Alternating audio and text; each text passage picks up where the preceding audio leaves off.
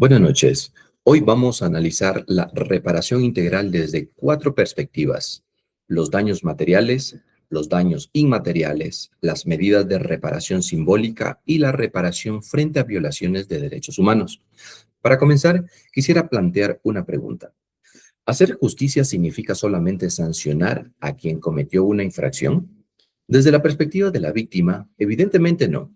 Una sentencia puede establecer una responsabilidad penal y una pena, pero el daño causado por el delito puede continuar afectando a la víctima. Por eso aparece la reparación integral, cuyo propósito es atender las consecuencias de la vulneración y procurar, en la medida de lo posible, restablecer los derechos afectados. Sin embargo, no todos los daños pueden repararse de la misma forma.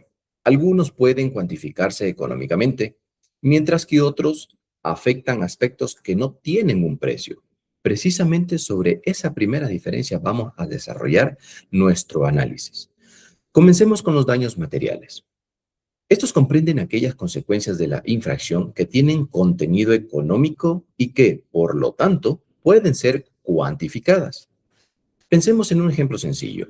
Una persona es víctima de una infracción y, como consecuencia directa de ella, pierde un bien, debe asumir determinados gastos y deja de percibir ingresos. En estos casos existe una afectación económica concreta que debe ser considerada al momento de establecer la reparación. Aquí la indemnización cumple una función importante porque busca compensar económicamente los perjuicios ocasionados. Pero debemos tener cuidado con algo. Reparación integral e indemnización no son sinónimos. La compensación económica constituye solamente uno de los mecanismos mediante los cuales se puede reparar o reparecerse a una víctima.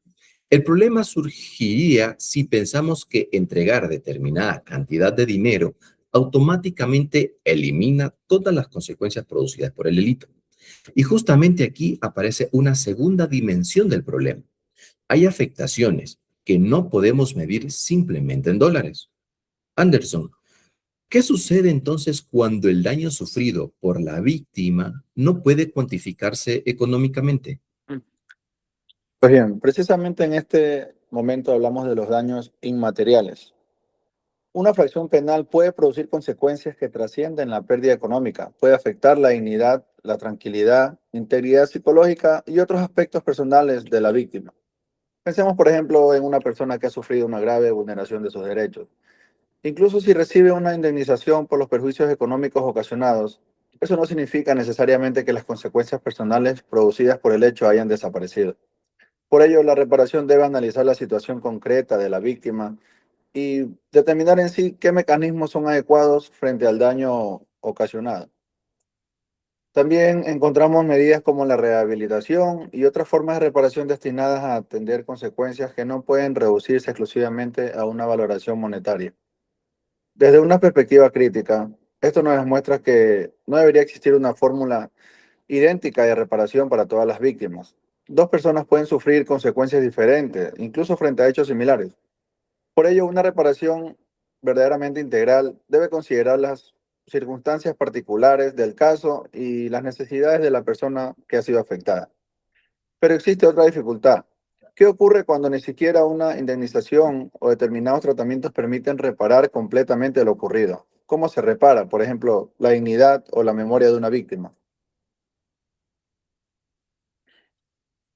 En esos casos adquieren especial importancia las medidas de reparación simbólica. Su finalidad no consiste principalmente en entregar dinero, sino en reconocer el daño sufrido y contribuir y restablecer la dignidad de la víctima. Dentro de esta dimensión encontramos las medidas de satisfacción, que pueden comprender actualizaciones realizadas con el reconocimiento de los hechos. La verdad comprende actuaciones y acciones dirigidas a reparar las consecuencias inmateriales de la vulneración. Pensamos en un caso en el que una persona haya sido injustamente afectada y posteriormente se deteriore oficialmente lo ocurrido. Una medida simbólica puede tener un significado importante porque permite reconocer públicamente la verdad y la afectación sufrida. Podría parecer que estas medidas tienen menor importancia porque no poseen necesariamente un valor económico. Sin embargo, jurídicamente pueden ser fundamentales. La reparación simbólica transmite además un mensaje social. Lo sucedido fue incorrecto. La víctima merece reconocimiento y la vulneración no debe ser normalizada. Por ello, estas medidas completan las reparaciones económicas y permiten comprender que la reparación integral también tiene una dimensión humana y social. Ahora bien, esta dimensión adquiere totalmente mayor relevancia cuando la vulneración de derechos involucra al propio Estado. Stalin, ¿cómo funciona la reparación integral frente a violaciones de derechos humanos? En los casos de violaciones de derechos humanos, la reparación integral adquiere una dimensión especialmente relevante, porque no basta con reconocer que existió una vulneración. Deben analizarse las consecuencias producidas y establecer medidas adecuadas para reparar las víctimas. En estos contextos cobran importancia mecanismos como la restitución, indemnización, rehabilitación, satisfacción y especialmente las garantías de no repetición. Estas últimas son fundamentales porque la reparación no debería mirar únicamente hacia el pasado. También debe preguntarse qué debe cambiar para evitar que esto vuelva a suceder. Imaginemos, por ejemplo, que una vulneración grave ocurrió debido a una práctica institucional inadecuada. Si únicamente se indemniza a la víctima, pero esa práctica continúa funcionando exactamente igual, existe el riesgo de que otras personas sufran posteriormente la misma vulneración. Por eso las garantías no deben repetir, buscar y prevenir nuevas violaciones mediante la adopción de medidas capaces de modificar las condiciones que permiten que ocurrieran. Desde esta perspectiva, reparar íntegramente no significa solamente compensar las consecuencias del pasado, también implica generar condiciones para proteger el derecho en el futuro. Entonces, después de revisar estas 4 dimensiones, les planteo una pregunta. ¿Creen que entregar una indemnización económica puede considerarse por sí sola una reparación integral? Yo considero que no. Puede compensar determinados perjuicios materiales, pero existen consecuencias personales que el dinero por sí mismo no puede solucionar. Estoy de acuerdo. Además, hay casos donde la víctima necesita algo diferente, como el reconocimiento de lo ocurrido o el restablecimiento de su dignidad. Y agregaría algo más, una reparación puede resultar incompleta si no se adoptan medidas para impedir que el mismo hecho vuelva a producirse. Precisamente, ahí está la diferencia entre simplemente indemnizar un daño y procurar una reparación integral. Para comprenderlo mejor, planteemos un caso hipotético. Supongamos que una persona sufre una grave vulneración de sus derechos como consecuencia de una actuación ilegítima atribuible a agentes estatales. Podrían existir daños materiales, como gastos o pérdidas de ingresos, que podrían ser cuantificados económicamente.